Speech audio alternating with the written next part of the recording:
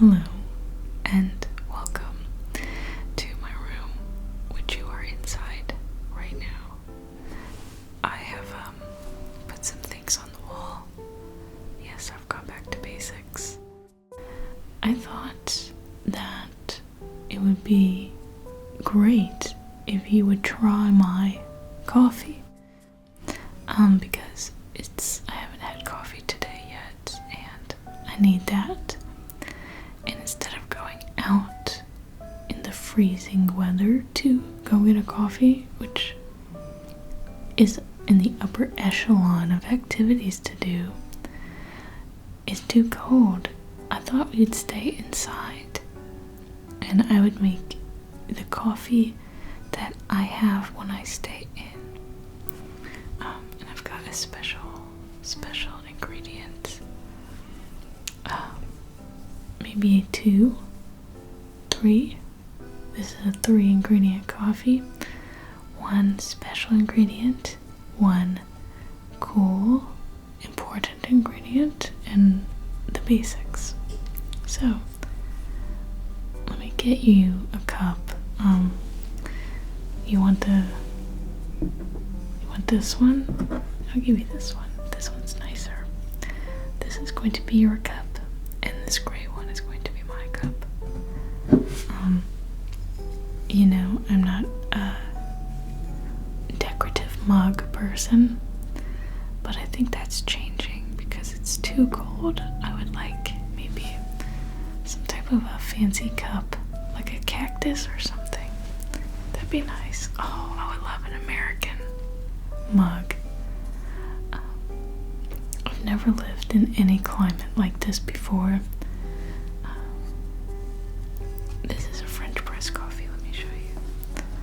I've never lived in a climate like this before. I've lived in Texas and in California. I've never in my life experienced the sun being gone this long. I understand why the British are drinking that tea all day. Because you need to. Don't mind me while I French press this. How fancy is that? Have you ever seen anything like that? I know. Okay. So the first ingredient in this cup of coffee for you and for me is coffee. What kind? What kind of coffee, you might ask? Well, plain is my answer to you. Just plain coffee.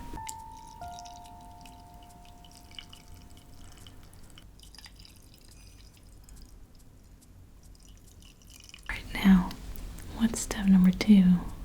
You're on the edge of your seat, I know. Step number 2 is going to be this steamed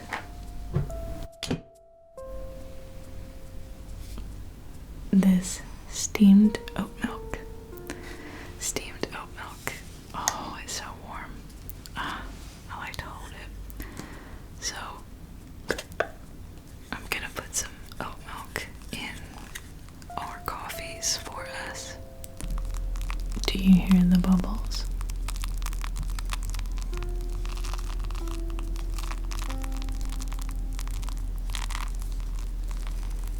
Can you see it?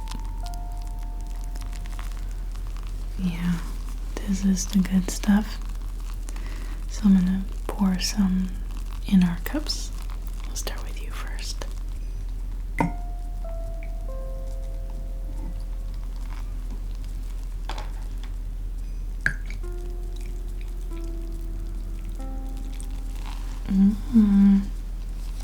Okay, so we have some oat milk now in the mix, and before we give it a stir, I've got the thing that sets this coffee over the top. It is our final ingredient. This cup of coffee is already very, very hot. It's scalding hot, but I have something that's gonna warm it up even more. So let's get it out. This is our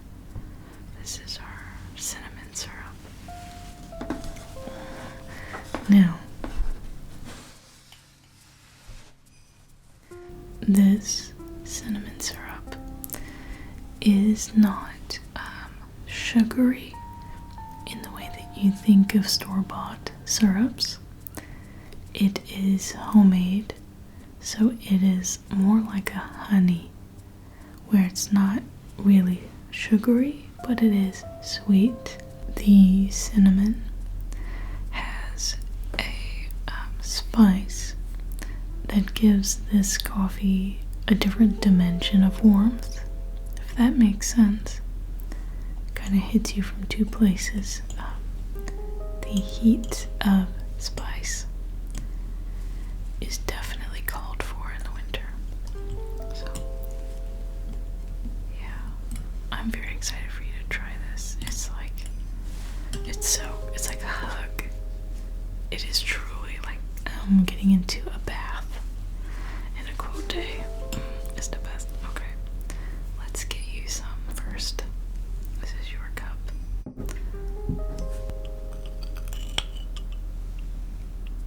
It's very good.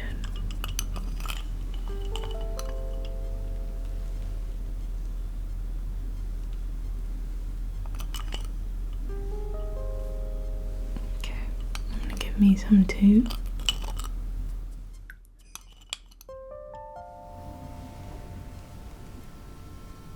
Okay, that is perfect. That is perfect. Okay, I've closed this up. Speaking of cinnamon spice, there's someone missing from our wall. I need to put her up there.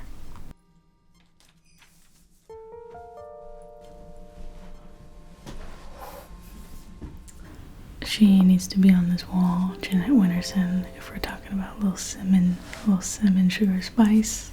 Oh yeah. This is for you. Cheers. You're gonna really like that. I'm very, very excited for you to try that. And then this one is for me. So, cheers to staying warm in the winter. I don't think I've ever had a cup of coffee I did not like, and I've had some in California. I'm gonna be real with you. I'm gonna say something devastating but true. In California, if I see a line, I'm gonna say it. If I see a line of a particular looking kind of girl, I'm so sorry, with like a ponytail and like a big chunky phone case, I'm so sorry. But I have to say the truth. If I see this type of demographic, this type of like live, laugh, love customer at a coffee shop, bless them. Bless them. But the coffee's horrible. It's so sugary. Southern California is full of these like really sugary. I've had coffee, it tastes like cereal milk. It just tastes like a Rice Krispie liquefied. I still drink it, I still like it, but what the heck's going on? So I feel like I've probably had the worst coffee you can buy at these places in California, and I still liked it. And I've had bitter, overbrewed coffee from like a thing at like a tax office, like an H&R Block. Good to me. It's good to me. I'll still have it. I will still take it. This does not, we don't need to lower the bar here. This is like soars so far over the bar. It's wild. So good. This cinnamon syrup was made by a friend who is an amazing everything. A cook, a chef, a baker, whatever. The best. Something else that's devastating but true is that I am beyond nightlife in my life. I don't know when it happened, it just did happen. And what I like now is getting coffee with people. I like coffee. I like the morning. I like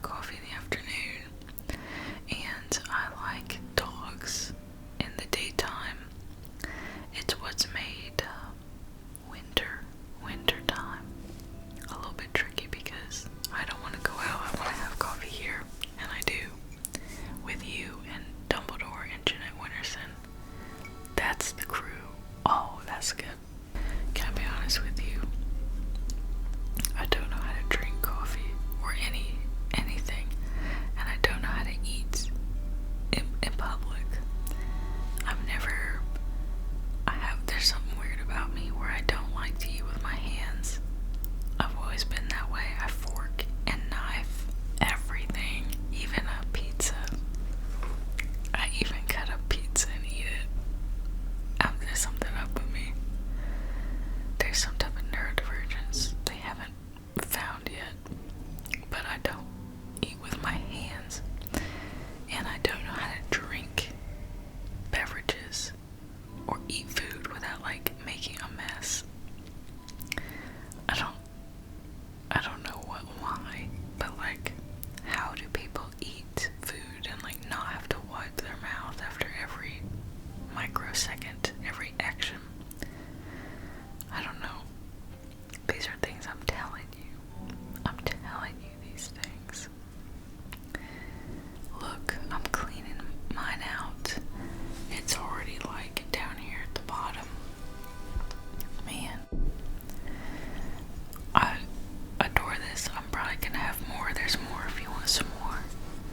Do you want me to top you off? Okay, let me get it. And there's also more milk, and there's more cinnamon if you want some more. I'm just gonna get more coffee. Let me know if you want more. Okay, yeah. Okay, I'll give you a little more. Okay.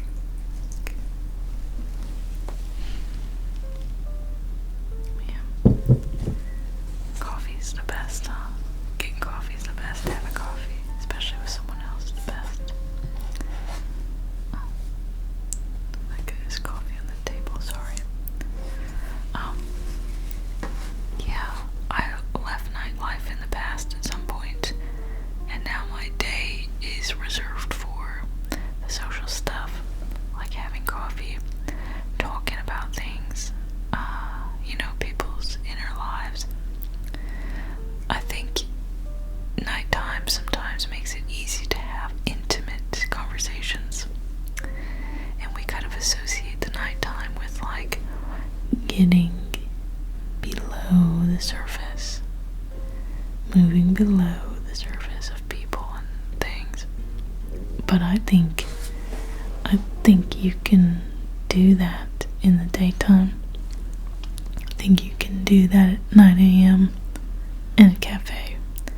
You can tell someone your deepest, darkest fear at 9:30 a.m. over a chocolate croissant and a big sugary latte, and you can say, I'm scared of dying alone. Because I think you can say anything in a cafe.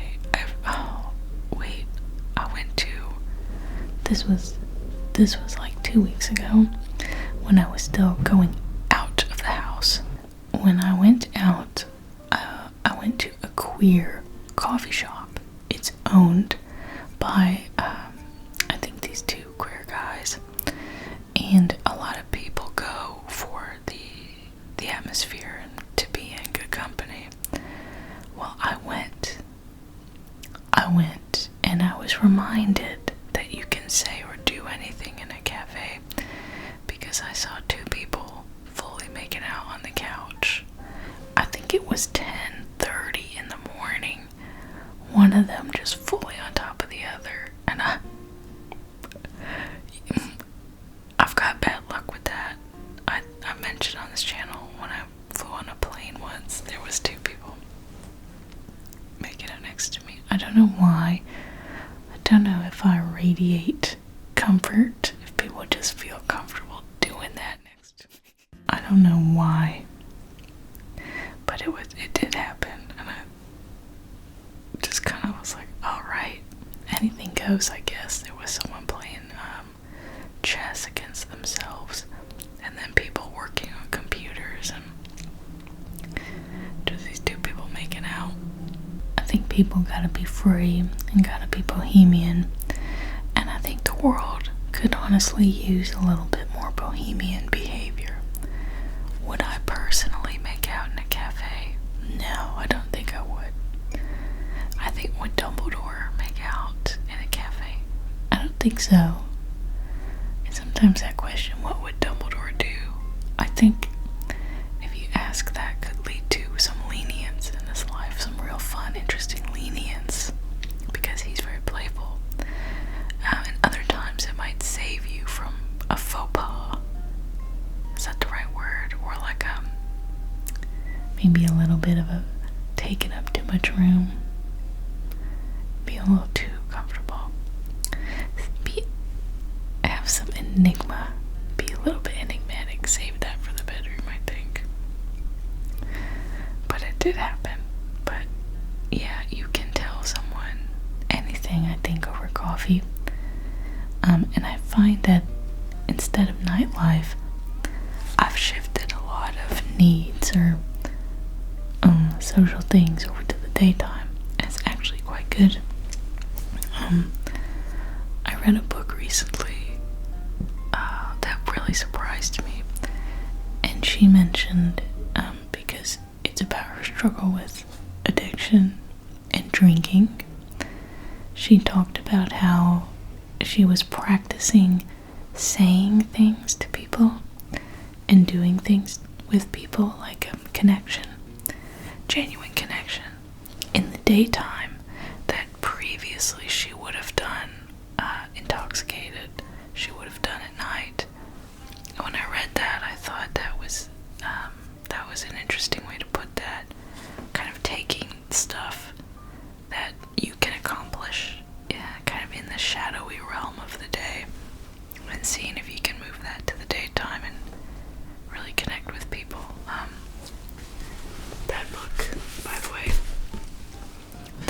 if you're interested, is called The Outrun. I have a sticky note on here covering up the title, but let me get it off. I don't know. It's called The Outrun by Amy Liptrot. And this book, wow, it snuck up on me. I didn't like it. I fully did not like this book at first.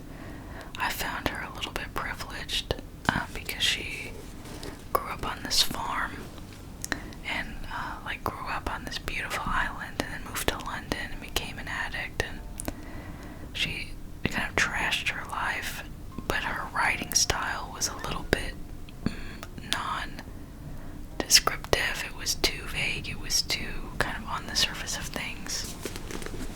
But then something happened, and I realized why her writing wasn't really gripping me in depth until she started writing about nature, like after her addiction, after healing, or in the process of healing. I thought this book was slow, but personal and redemptive, and she was talking about really extreme things that she'd done in her past, but in this tone that was really gentle and kind of kind, and she would approach the subject and then back up, and then approach the subject and then back up, and spend more time describing the birds and the island and her new job in wildlife. I'm an Aries. I'm very passionate. I'm impulsive. I'm bad with money. And I tend to like a lightning bolt of a book. And this was not. This was like a really gentle, slow ride. And it actually, I resisted it at first, and then it just blew me away. And it made me feel something really like, this is a person who's changing and healing. What is a good book? The Outrun. I got something else for you if you want some sexy books. Here's a sexy book. Isn't it pretty? There's a title on it. You just can't see it. Let me show you. There's a title. Do you see the title? Yeah.